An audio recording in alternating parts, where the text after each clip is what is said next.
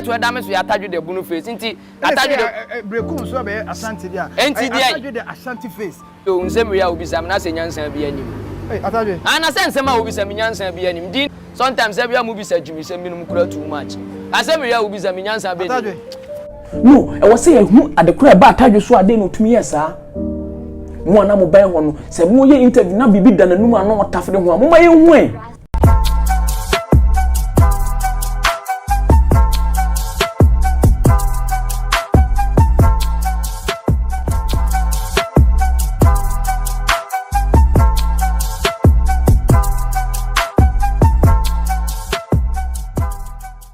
Abusuya, the current tension between Domahene and Asantehene no ade bi a was a yehwe and I say yehu hawa ye betase no ye beka no what yes on social media okọ amanfo kire o madwen bebere ene nsensem bebere a yakura ya beka bi wo hase ye beka kire mu se abrochirefo a omo na hye ase a omo yesa no omo ntwaso na asumbi embra Ghana.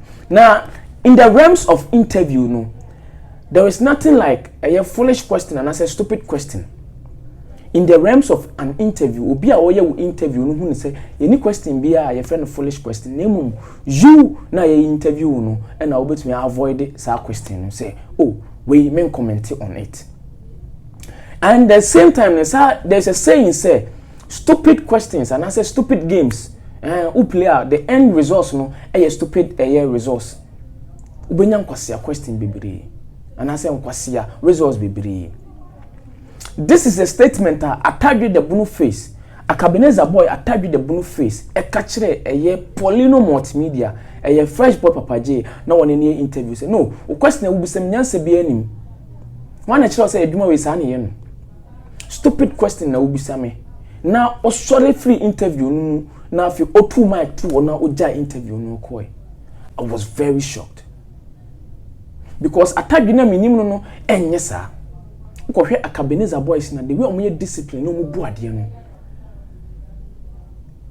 na jemi nsase Atadwe tumi yesa. But the same time no me share video no kosi na me hu say no Atadwe deserve every right say wo yesa ade na oye no. The interviewer no o deserve anything Atadwe e ka kire no eje kire no. An interview for over 40 minutes no ko Paulino multimedia main channel hono ubetumi akwa. Nice interview by all standard. Kama pa na omuba ba hwie no na tsekotre ane na wode white bi atuafo no o say interview. Because the tension between Doma and Asante no there ewo ho, but Atadwe ye obi a ono no obokumase kumase ase ni odidi kumase anote akesefo mienu ekon moto kwa adenti na Mr. Interviewer wodi boy we say eba befra na wo kase adenti na won change ne din no enye na Asante face nipa ne ye Bono ni nipa ne ye freedom ana techima wo so no ye Bono face obi a wo ekwan a opese ye frɛ no eni din a opese ye frɛ no would we make us a change na Atadwe changing the din enyen Ashanti face because Brekum abeshe Otumfour Asante change na on sisa ne din no it is a boy ne ka say ensema obisa ne nyansa bi anim a bodika because opesa opre ne to asem baby odidi no on say ho. That was a smart move by all standard. Atadwe de na was why ya no ye no say obesore every interview na say no waka kire Mr. Interviewer say o kwasi a question na obisa me no no video say wonni me TikTok name na Atadwe the Bono face. Atadwe the Bono face. Oboshe mo TikTok a ubenya me page meba o twema just ni so is it also we Atadwe the Bono face. Oh yeah, and o free Brekum ya nye Brekum ni de share. But Nancy, I think Nancy so Otumfour Brekum ya te say Brekum cry so Esha Asantehene and now Atadwe the Ashanti face. I don't know be hunya yedi I will say yedi nkomo na wie eja ye be promote ndwom ya me ya hensem anti e be ya yem fancy ya o da say na me kan de enkanye Atadwe Bono face na say Atadwe Ashanti face because according to history just Brekum Esha Asantehene but just say bibintina ayes antika what's the sound in here Atadwe the Ashanti face you say o se di ne ye den Atadwe the Bono face eno an ye fancy ye be promote nyamba se ba be kan se we dey sabio mfra ntoma guntima me ndim pifra agoro mpa chaw we dey mensa da ben sayem mensa yem na me kire say ye be promote ndwom ne ndwom ne ye promote awie be ko be ba ne be ye hu promotion ye wie nti din ne de say Atadwe the Bono face ni we ni bie ne de hunya de hunya na say ye di hu nkomo ye de awie forget bibia why I don't go for o mi bumfu ye but I say wo bo ho too much say what you say me ma wansa David me asesa David a history na me yen say e say ne Atadwe nka Ashanti face ne me se hunya papa je hunya sabi odi anti aye bae ne yakan no ho asem awi a fine ne ya atwa bibia so na mekọ nko peja issue foforo bi ansan mfa mba why we dey mesere wa ni die ma mbusa mbra panyini nti ya wone ma bi ne nka se twa so a na watwa so na aye simple because sometimes I am mama ye too much me promote njo mamba se me ba be kan nhinsem ha me question na me busa o ne me say question na wo bisa dabi tie asem na me kan no na me che adwe ne me say me so tie asem na me kan na question ni wo bisa no answer be no pese me mfa ma wo title da me so ya Atadwe the Bono face nti Atadwe the brekum so be Ashanti dia Atadwe the Ashanti face na ye hu say history ne wo din afa asem be no wo kan because na wonnim ene say asesa enti ye na de wo ye history teller wo ye history teller I sometimes broadcast no so kra mama ye brave too much ye be ye interview ye be kan dwom ho asem ya kan wie sabi o nsem ya obisam na se nyansan bi anim Atadwe ana se nsem a obisam nyansan bi anim din na obisa ho asem no eno na ye dem pa cho Atadwe na we Dabi tie ada wo shara say Dabi nya say opa be ya no asa mama nya education oh Dabi we nya education Dabi broadcast no sometimes bi mu ma ye brave too much adwuma wo ye no wo kura wo complaints ba na nsen adwuma pori no ye ya waja we kwa wo to aso na nu bi na wo ye no sometimes every mu bi sa dwumi se minum kura too much asem ya wo bi sa minyansa be Atadwe na odiwe aso nti na wo be fa we akasa tia me anaze Atadwe wo bi sa ma se me se asem ni mi nya no ba se na na pese opa be ya no ana se opa wo nya no pa mic ma me ko ada e force se mi nya no Dabi o mame Atadwe wo bi sa asem na wo bi sa se mi nyansa bi ad ma so so na wo pese me Dabi what na tena e aka nyam se me ka gini sem abusu afọ mo mfa mbo ne nche me nya me intention or no create confusion that was right. Atadwe deserve every right to na ko so ni tri na ye na nka ye mi anka me gigi ni mame lai kura sa aka no.